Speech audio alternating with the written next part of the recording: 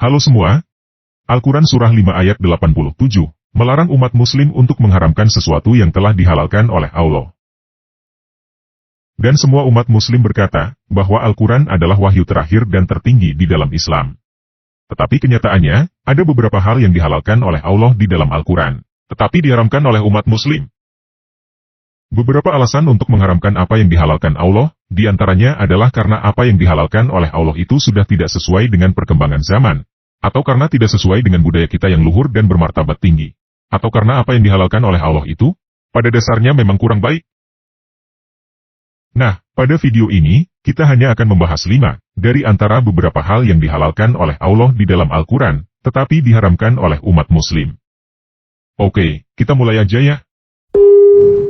Perhatian, ini peringatan.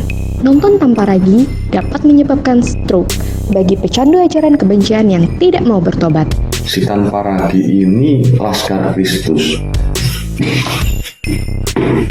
Itu waktu tanpa ragi buat video terakhir itu yang waduh luar biasa itu, bikin darah dingin aja gitu. Jadi, buang kebencian Anda sekarang dan gunakan hati nurani yang bersih demi keselamatan Anda. Nah, hal pertama yang kita bahas adalah pernikahan dengan sepupu. Allah memberikan aturan siapa yang haram untuk dinikahi di dalam Al-Quran Surah 4 ayat 23. Yang pertama adalah ibu, yang kedua adalah anak perempuan, yang ketiga adalah saudari kandung, yang keempat adalah saudari perempuan ayah, atau bibi dari ayah. Yang kelima adalah saudari perempuan ibu, atau bibi dari ibu. Yang keenam adalah anak-anak perempuan dari saudara laki-lakimu, atau keponakan dari saudara lelaki. Yang ketujuh adalah anak-anak perempuan dari saudara perempuanmu, atau keponakan dari saudari perempuan. Yang kedelapan adalah ibu yang menyusuimu. Yang kesembilan adalah saudara-saudara perempuanmu sesusuan. Yang kesepuluh adalah ibu istri-istrimu, dalam kurung mertua. Yang kesebelas adalah anak-anak perempuan dari istrimu, dalam kurung anak tiri yang dalam pemeliharaanmu, dari istri yang telah kamu campuri. Yang ke-12 adalah istri-istri anak kandungmu, dalam kurung menantu. Yang ke-13 adalah mengumpulkan dalam kurung dalam pernikahan dua perempuan yang bersaudara. Jadi sebenarnya, tidak ada larangan dari Allah, untuk seorang muslim menikahi sepupunya dari ayah maupun dari ibu. Dan kenyataannya, pernikahan antara sepupu biasa terjadi di Arab. Tetapi banyak muslim di luar Arab, terutama di Indonesia, yang mengharamkan pernikahan antara sepupu, karena hal itu bertentangan dengan budaya kita yang luhur dan bermartabat tinggi.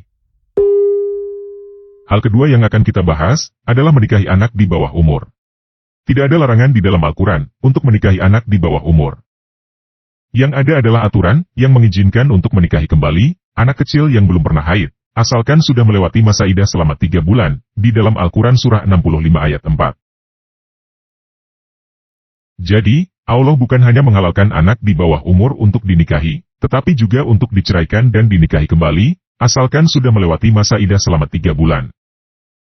Sekarang ini, pernikahan dengan anak di bawah umur sudah dilarang, dan bahkan dinyatakan sebagai penyakit kejiwaan, yang disebut pedofilia. Hal ketiga yang akan kita bahas, adalah pernikahan mut'ah. Kata lain dari pernikahan mut'ah, adalah kawin kontrak.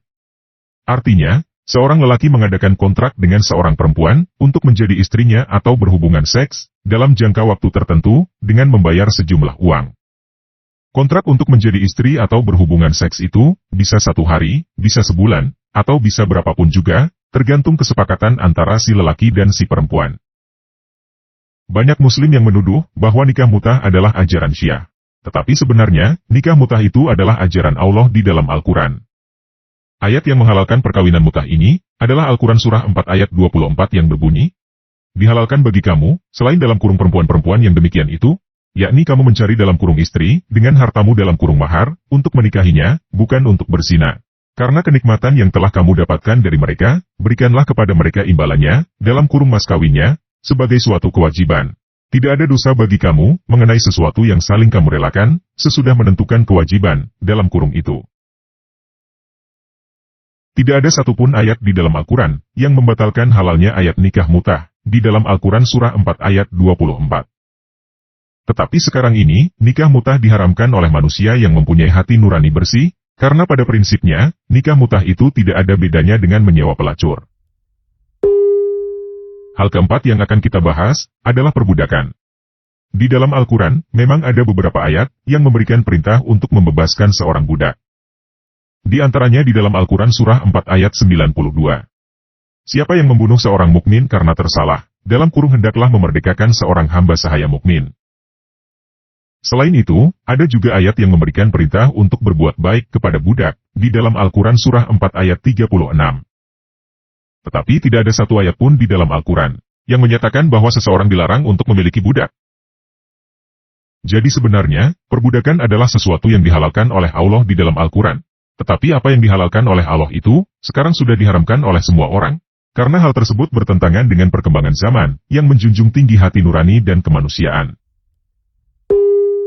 Hal kelima yang akan kita bahas, adalah berhubungan seks di luar perkawinan, dengan budak.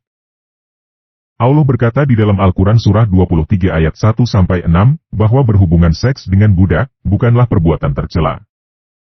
Sungguh, beruntunglah orang-orang mukmin, dan orang-orang yang menjaga kemaluannya, orang-orang yang meninggalkan dalam kurung perbuatan dan perkataan yang tidak berguna, orang-orang yang menunaikan zakat, dan orang-orang yang menjaga kemaluannya, kecuali terhadap istri-istri mereka, atau hamba sahaya yang mereka miliki. Sesungguhnya, mereka tidak tercela dalam kurung karena menggaulinya. Allah bahkan menghalalkan untuk melakukan hubungan seks dengan budak perempuan yang bersuami di dalam Al-Quran surah 4 ayat 24. Dalam kurung diharamkan juga bagi kamu menikahi perempuan-perempuan yang bersuami. Kecuali hamba sahaya perempuan dalam kurung tawanan perang yang kamu miliki sebagai ketetapan Allah atas kamu. Apa yang dihalalkan Allah ini tentunya bertentangan dengan akal sehat dan hati nurani kita. Oleh karena itu, sekarang ini berhubungan seks dengan budak diharamkan. Apalagi melakukan hubungan seks dengan budak yang bersuami. Karena sesungguhnya, hal itu adalah tindakan yang tercela dan tidak bermoral. Nah, itulah 5 dari banyak hal yang dihalalkan oleh Allah di dalam Al-Quran, tetapi diharamkan oleh umat muslim, karena bertentangan dengan perkembangan zaman, kemanusiaan, hati nurani, dan akal sehat. Kawin dengan sepupu, kawin dengan anak di bawah umur, kawin kontrak, perbudakan, dan melakukan hubungan seks dengan budak. Kalau kamu tidak percaya bahwa Allah menghalalkan kelima hal yang bertentangan dengan hati nurani dan akal sehat itu, silakan baca sendiri ayat-ayatnya dan tafsirnya. Kalau kamu sudah sadar bahwa Tuhan tidak mungkin menghalalkan berbagai hal yang bertentangan dengan hati nurani dan akal sehat, untuk apa kamu tetap percaya buta dan membela Al-Quran sebagai wahyu dari Tuhan? Jadi, kalau kamu masih mau percaya bahwa Al-Quran adalah wahyu dari Allah, itu terserah kamu. Tetapi kamu juga punya pilihan untuk sadar bahwa Al-Quran sama sekali bukan wahyu dari Allah, karena apa yang dihalalkan oleh Al-Quran bertentangan dengan akal sehat dan hati nurani kamu. Kamu yang tidak mengawini bekas istri anak angkat kamu adalah orang yang lebih berakhlak mulia daripada orang yang mengawini bekas istri anak angkatnya sendiri. Jadi, tidak ada alasan bagi kamu untuk berkata bahwa orang yang mengawini bekas istri anak angkatnya sendiri sebagai nabi teladan yang berakhlak paling mulia. Di dalam tradisi Islam, perkawinan itu namanya akdun nikah, betul nggak? Akad nikah. Saya mau ore dulu. Akada itu, akdun itu artinya kontrak, transaksi, MOU, betul nggak? Jual beli, akad. An-nikah itu bahasa Arab, maknanya al-wat'u. Al-wat'u itu adalah dukhulu zakari fil farji, seksual penetrasi namanya. Oke? Kata itu saja saya sudah tidak berkenan secara hati nurani. Masa kita hidup ingin mencari seorang teman sejati seumur hidup, ingin berbagi kebahagiaan dengan kontrak sanggama? Betul nggak? Betul nggak? Ini kita kajian antropologi, bukan kajian fikih, punten. Fikih bukan tukaran.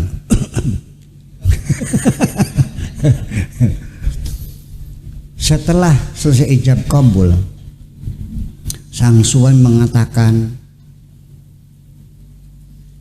apabila satu, saya, menyakiti badan istri saya. Kan gitu. Kedua, apabila saya tidak memberikan nafkah kepada istri saya. Ketiga, apabila saya tidak mempedulikan istri saya, maka jatuh talak. Jatuh talak. Ini pakai bahasa etika saja, nggak masuk. Masa orang baru kawin sudah ancam-ancaman?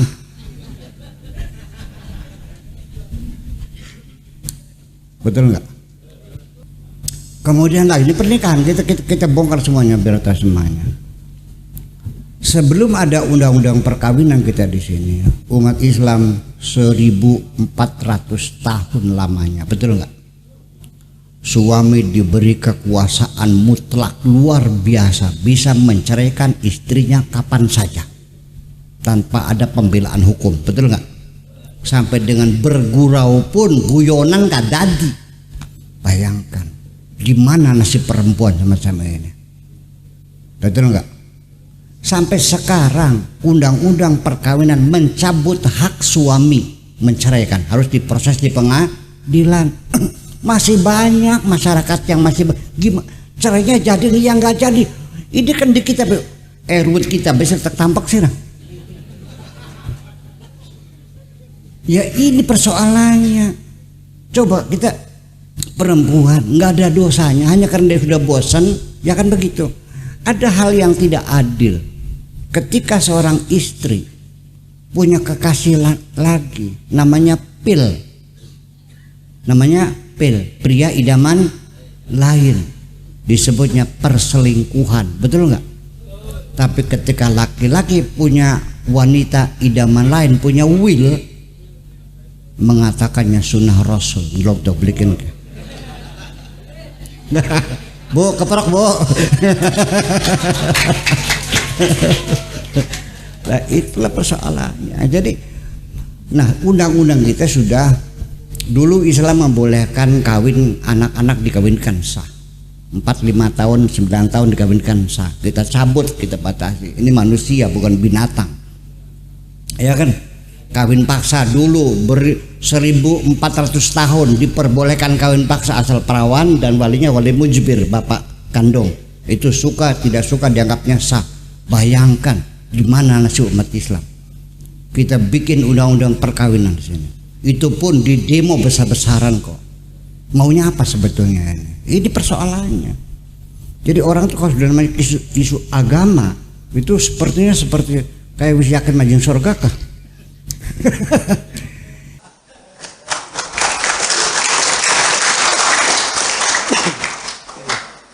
Dulu saya dengan Gus Dur bicara seperti ini. Kata Gus Dur, ya memang begitu Pak Sakur. Saya ini beragama kayak pegang bara. Dilepas nggak boleh, dipegang saya sakit. Ya kan artinya. Oleh karena itu yuk sekarang kita berpikir. Jangan takut murtad dong. Daripada kamu mempercayai sesuatu yang tidak benar. Betul nggak? Ya iya. Kota kita, kau dijinjiu, kota kita, kau dijinjiu, kota kita, kau dijinjiu. Tujuannya akan kau bantu sampai dicium. Batu ukir, janganlah dicium. Batu ukir, janganlah dicium. Batu ukir, janganlah dicium. Nanti sakit baru banyak kuman emakku. Batu itu pernah jadi toilet. Batu itu pernah jadi kloset. Batu itu pernah jadi toilet. Janganlah dicium, nanti kamu yang mesej.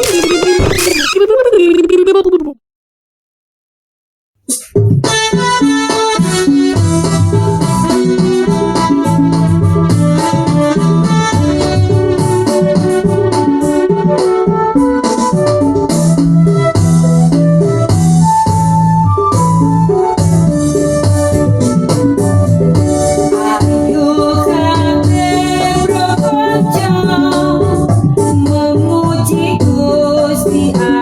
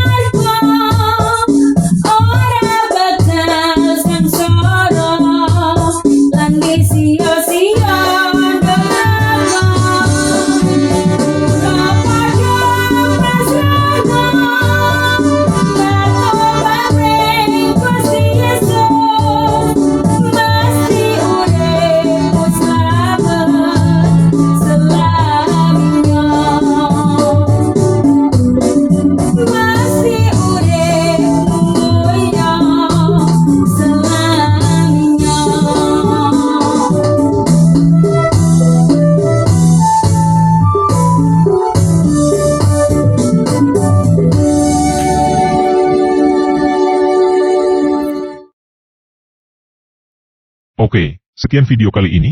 Yesus Kristus penguasa saya, mengasihi kamu.